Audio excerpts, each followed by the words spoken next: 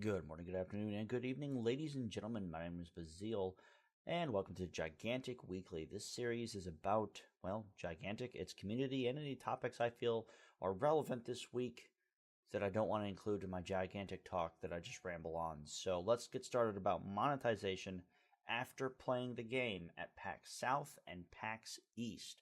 This is kind of very important that I feel is interesting because they've essentially changed my mind in which monetization model I feel that they should go, which doesn't usually happen in terms of changing Baz's mind because I'm stubborn, very stubborn.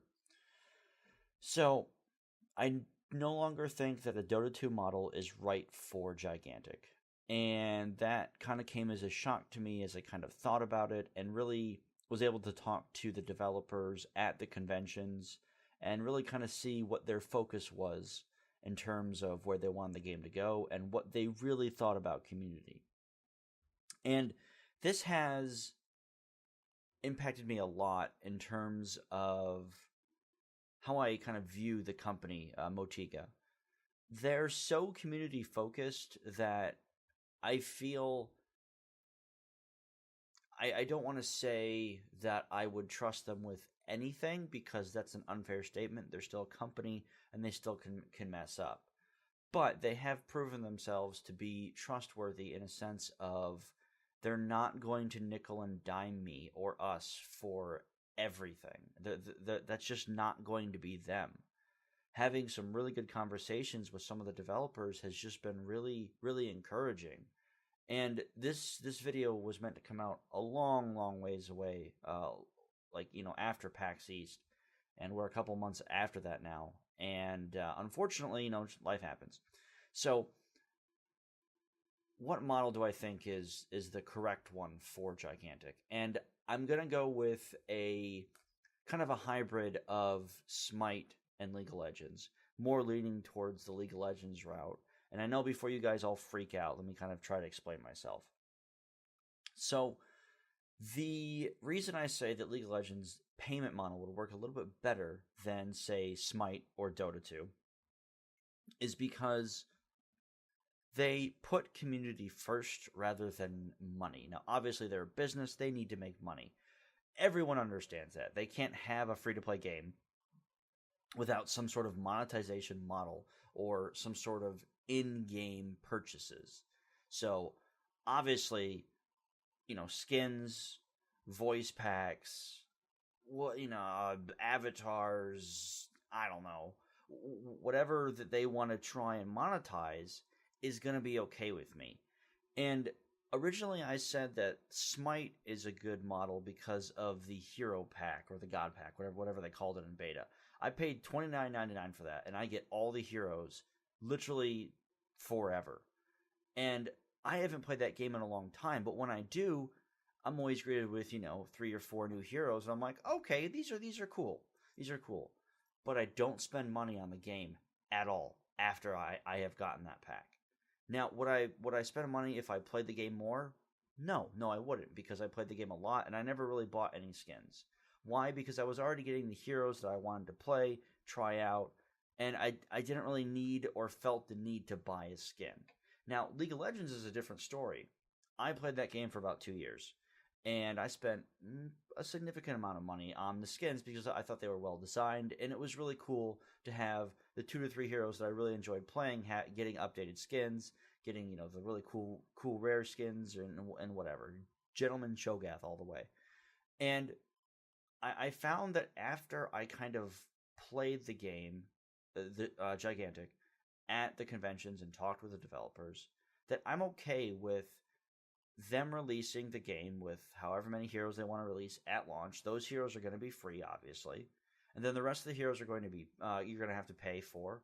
I'm hoping through either in-game currency or you can just buy them outright with some sort of monetization conversion thing like they do in Smite, League of Legends, and, well, Dota doesn't do it, but, typical conversions into real-life money into whatever, plat or tokens or, I don't know, pens. They could call it pens, I don't know. But I'm okay with that. And mainly because of how they treated everyone at PAX East and PAX South. And it wasn't that like fake PR BS where the developers, get paid to go there and they have a bunch of volunteers that they're paying and none of them really know anything about the game. And they're just like, well, yeah, this is the script that I'm supposed to follow. And and you could just tell the difference between our booth and our developers and some of the bigger ones like Blizzard and some of the other ones that really had no idea about their game at all.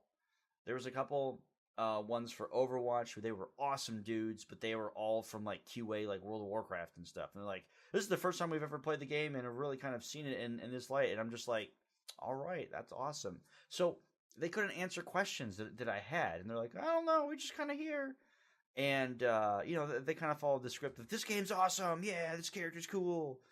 But Motiga really kind of didn't do that. They were like, well, this character's really good if you build it this way, or this character's not good if you do this way, and there's this really cool part on Cannon that you can kind of sneak around as, Trip or Voden, you use his jump ability and that kind of stuff. And like every single dev that I talked to, right down to like the artists, the programmers,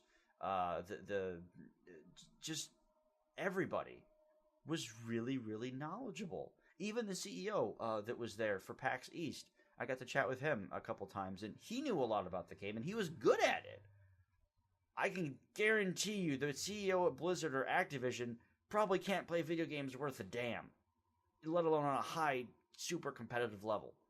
So that really should say a lot about monetization and this game having a okay reason to go with a more microtransaction heavy monetization model. And that's really weird for me to say, because I hate microtransactions. I hate that BS because a lot of the times I don't want to get nickeled and dimed for every little thing I want to do. But with Motiga, I will gladly give them my money. And it's not because their game is awesome, which it is. It's because the way they treated myself and the rest of the community coaches and just the community and people that came in there, that speaks way more volumes than having a good game. If that doesn't convince you, I'm not sure anything else will.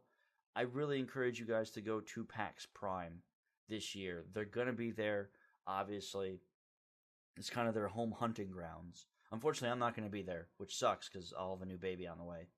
And my wife will be laid up, but, can't fly and whatnot. So go there, experience Motiga for yourself, and maybe you'll kind of agree with me on this whole monetization thing. So that's it, guys. Gigantic Weekly is back. I hope to bring this series each week to week. If you have a topic that you want me to discuss or something that you feel is relevant to the community, please bring it to my attention. I would more than be happy to even have you on as a guest so we can kind of banter back and forth and talk about it. Hell, we could even do it live. As what was that guy that he's like, F it, we'll do it live. That guy, I don't remember what Bill. It's not Bill Murray because Bill Murray's cool. It's not Bill Nye.